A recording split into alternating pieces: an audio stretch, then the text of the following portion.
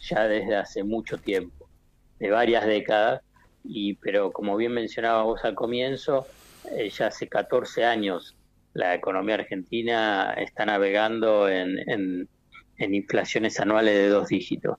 Pocos países tienen esa situación. La verdad, los contás con los dedos de la mano. Si bien a nivel internacional ahora hay una mayor tensión vinculada con la inflación, no es de los niveles como lo que se está viviendo hace mucho en Argentina. El presupuesto del 2022, que fue bloqueado por la oposición, plantea un 33%. Rápidamente los consultores, las agencias, lo que yo llamo los traficantes de información económica del establishment ya lo llevaron arriba del 50%. Sigue siendo uno u otros niveles muy, muy, muy altos, muy, muy altos. Y las perspectivas para el 2022 sigue siendo esta, ¿no? La de un nudo central de la economía argentina. Ahora bien, para cerrar y después por ahí avanzar sobre otros tópicos, siempre cuando hablamos de inflación tenemos que ver inmediatamente también, bueno, qué pasa con los ingresos. Si los salarios aumentan más que la inflación, si las jubilaciones aumentan más que la inflación, porque es la forma de tratar de preservar o ganar en términos reales los ingresos de los sectores populares. Perdón, Alfredo, no sé si hubo un corte allí. Sí, sí. Sí, ahí corté yo. Digamos, una cosa que está clara, el gobierno de Alberto Fernández combatió la inflación con una serie de medidas. Una de ellas fue frenar los tarifazos, por supuesto, es decir, y congelar las tarifas, pero otra también incluyó un cierto ajuste sobre sueldos y sobre jubilaciones, es así, ¿no? Claro, digamos, lo que hubo fue que lo que son las principales tensiones inflacionarias, o sea, las principales fuentes de transmisión de aumentos de precios, tarifas, salarios, tipo de cambio, durante el 2022 estuvieron relativamente contenidos. Las tarifas, por ejemplo, de luz y gas aumentaron solo un 9%. Las naftas aumentaron al comienzo hasta mayo, junio del 2021. Los salarios y las jubilaciones le ganaron entre 3, 4 puntos por encima de la inflación. El tipo de cambio estuvo por debajo, casi la mitad de lo que evolucionó el índice de precio al consumidor. Y además hubo acuerdos de precios que actuaron como, si querés, cierto dique de contención para bienes básicos de la canasta de consumo de los hogares. Bueno, pese a toda esta batería de medidas, bueno, la inflación te va a marcar más o menos el 50%. Sin estas medidas hubiese estado algunos escalones por encima. Lo que marca la dificultad y la complejidad del tema, porque para el 2022 se espera que, por ejemplo, ya en tarifa ya se anunció que va a haber un aumento del 20%. Recordemos que el año pasado fue el 9%. Así es. El salario y jubilaciones se espera que le ganen más a la inflación, que el tipo de cambio va a acompañar a la inflación. Bueno, va a haber mayores presiones.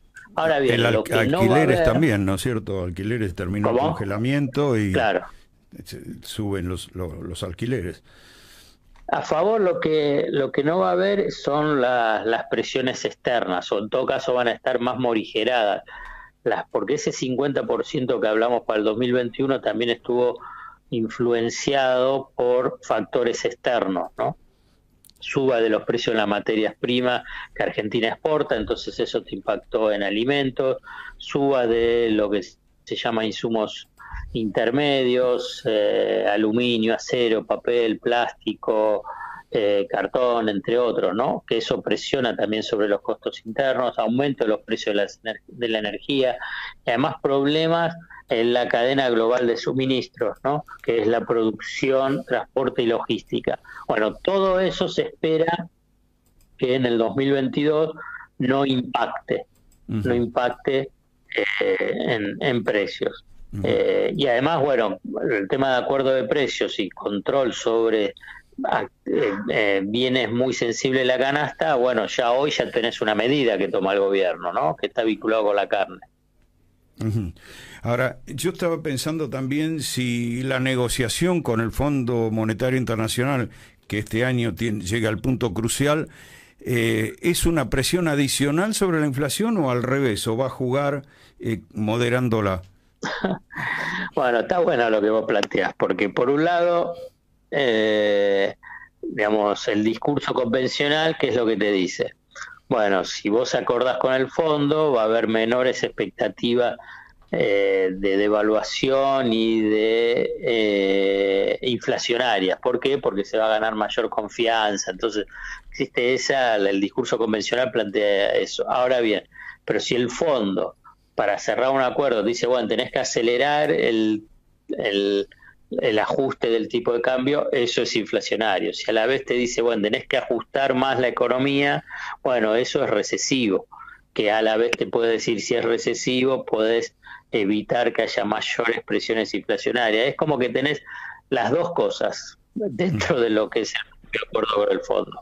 Ajá. Pero eso es independiente. Para mí, con el fondo, es necesario sacarse esa mochila de la negociación y después ir manejándola, ¿no? Porque ni este gobierno, ni el próximo, ni el siguiente va a poder resolver, digamos, lo que es esa pesadísima herencia, para mí la peor herencia en términos económicos que dejó la alianza macrista radical de sus 4 años de gobierno.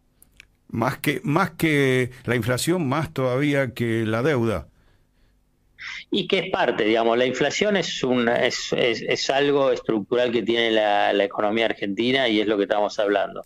Y la deuda, bueno, es parte de, digamos, lo del Fondo Monetario, el Fondo Monetario Internacional. Lo que sucede que a diferencia de la deuda privada, vos acá con el Fondo Monetario Internacional no podés tener quita de capital, ni extensión de los plazos,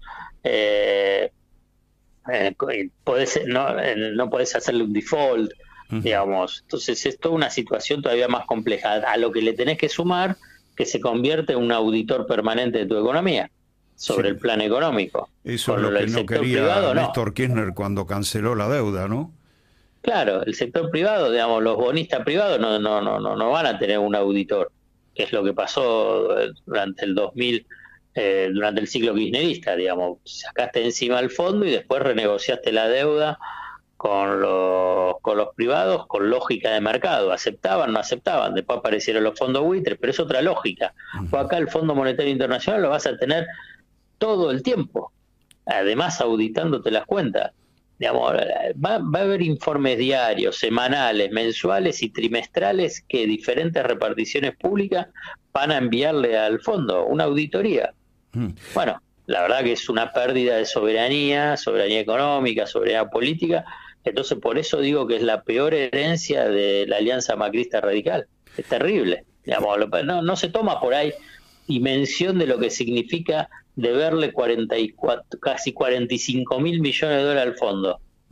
Porque además el fondo no es una entidad abstracta, digamos, son las potencias económicas, y dentro de esa potencia económica es Estados Unidos, o sea, es una herramienta de presión también geopolítica, que es lo que está ejerciendo ahora Estados Unidos sobre el gobierno de Alberto Fernández. Pero hay que no es solamente económica.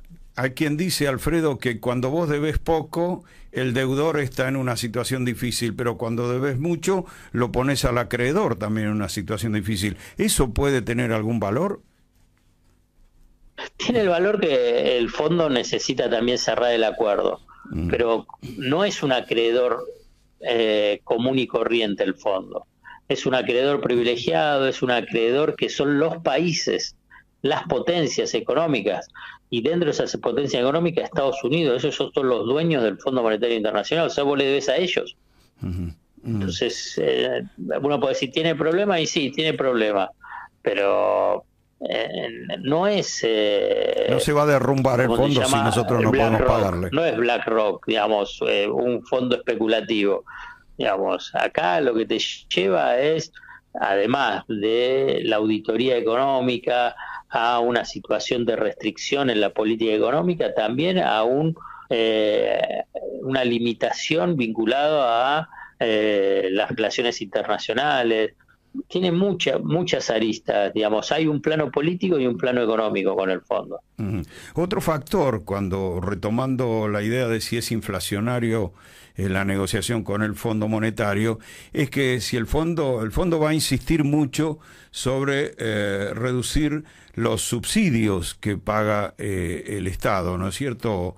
Perdón, sobre el ajuste de tarifas que subsidian a la población, y eso va a implicar que el Estado va a tener que poner más plata para las empresas de servicios, ¿no? No, digamos, lo que va a plantear es que haya menor subsidios por parte del Estado, lo que implica un mayor aumento de las tarifas. Entonces ahí es como que la sociedad toda va a tener que pagar. Por eso lo que se habla de decir, bueno, un aumento de un 20% y una segmentación donde los sectores de más altos recursos paguen la tarifa plena. El Fondo Monetario Internacional es auditor, pero ¿auditor de qué? Auditor de los acreedores. O sea, y en este caso ellos mismos son los principales acreedores individuales, con el casi 45.000 millones de dólares. O sea que el objetivo es garantizar para ellos y para los fondos de inversión y los acreedores privados que la Argentina tenga los recursos necesarios para pagar la deuda, intereses y capital. O sea, y para eso tiene todo un diseño de política económica que claramente va en beneficio de los acreedores. Otro ángulo que a lo mejor no se pensó tanto es que, digamos, cuando presentaba la charla con vos, mencionaba que del 25% promedio que vos rescataste en tu columna, que tenía de inflación el kirchnerismo, Macri lo llevó al 50%, es decir, que duplicó la inflación. La gente votó en 2021 seguramente enojada por la inflación como uno de los factores principales de ese voto, que curiosa y paradójicamente fue a parar a los tipos que habían duplicado la inflación en los 4 años de Macri, ¿no? Eso digo, que paradójico, que se votó enojados con la inflación que Alberto Fernández no pudo controlar mucho mejor, terminan votando a los que llevaron la inflación al doble. Bueno, lo que pasa es que ahí hay dos o tres planos para analizarlo. El primero es que la necesidad o la carencia en su momento del gobierno de explicitar que ese salto inercial de la inflación al 50% tuvo que ver con la herencia de la alianza del gobierno de la alianza macrista radical. Punto uno. Segundo es que, bueno, después la sociedad te reclama que el gobierno que tome medidas para tratar de paliar lo que es un problema. Para eso lo votan.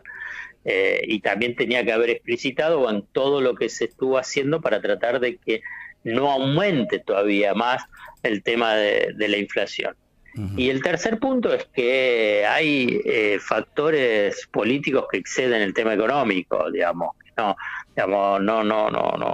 Hay un voto, un núcleo duro de derecha que, independientemente si hay una inflación del 25, 50, 100, 150 o 2%, va a votar siempre a la derecha. Sí. Sí, eso no cambia. De cualquier modo, bueno, queda ese efecto curioso, ¿no? Que enojados con un gobierno que cometió errores, y muchos de ellos también de comunicación, como vos resaltás, votan al que llevó la inflación a un nivel intolerable, digamos, ¿no? Es curioso también ese efecto, ese impacto político que tiene la inflación, ¿no? Sí, pero yo no creo que sea por la inflación. Yo creo que si Alberto Fernández hubiese bajado la inflación al 0%, vamos a hacer ese escenario distópico, digamos, igual no lo hubiese votado. Hay un núcleo muy duro, si querés, antiperonista, que no va a votarlo. Y si lo voy a poner en el extremo, si tienen que morirse de hambre, prefieren morirse de hambre antes de votar al peronismo. Claro, pero el otro sector que había votado en el 2019, Alberto, estaba enojado con la inflación, ¿no? Y por eso no fue a votar. Bueno, con lo Por eso cual no fue a votar. produjo el efecto que conocemos, digamos, ¿no? Que Y sí, ganaron claro, los... pero bueno, ahí está el enojo, pero ahí, digamos, vos lo que... Por eso hay un segundo punto que yo lo que te planteaba, es decir, bueno, hay una herencia, Ujú, no la explicitaron, pero después también está que la sociedad te vota para que le trate de solucionar los temas, los ujú, problemas. ujú, Y si no se lo solucionaste o no marcaste un sendero ujú. donde vos decís, bueno, yo lo estoy solucionando, tengo todos estos problemas. Mirá, hay un tema que es muy importante, hay que explicitar los problemas, hay que explicitar qué es lo que se está haciendo, hay que explicitar qué es lo que no se puede hacer en este momento para después poder hacerlo. Vamos, hay un tema que no es solamente, bueno, es un problema de comunicación, yo creo que es un problema vinculado con el tema de lo que significa la gestión pública. La gestión pública no significa solo comunicar. La gestión pública significa, digamos, cómo se coordina y se organiza la gestión. Entonces vos lo que necesitas es que también a nivel de los funcionarios, las diferentes dependencias, haya coordinación y organización. Y a partir de ahí poder transmitir. Ujú, Cuando vos no tenés lo primero, es mucho más difícil después transmitir ujú. o comunicar. Entiendo los factores que relativizan el peso de la inflación en lo político. De cualquier manera está, y tendremos, por lo que vos visualizás, inflación para rato, ¿no? Por lo pronto en el 2022 seguro. Después no sé, pero porque bueno, hay una inercia inflacionaria y hay tensiones vinculadas con la inflación, ¿no? De lo que yo antes te marcaba. Claro. Bueno, lo importante es que al menos empiece con un sendero descendente, digamos, y que trate de bajar de ese 50%, y si se alcanza ese 33% sería bueno, sería como... No me gusta mencionar la palabra éxito, porque una inflación del 33% anual es difícil calcularla como un éxito, pero sí Claro. que al menos tenga un sendero descendente. Ujú. Bueno, y que tenga un sendero ascendente este 2022 para vos, Alfredo. Muchas gracias. Bueno, igualmente para vos, Jorge, y para el equipo y para tu familia. Bueno, un abrazo grandote, muy claro lo tuyo. Muchas gracias. Dale, un abrazo.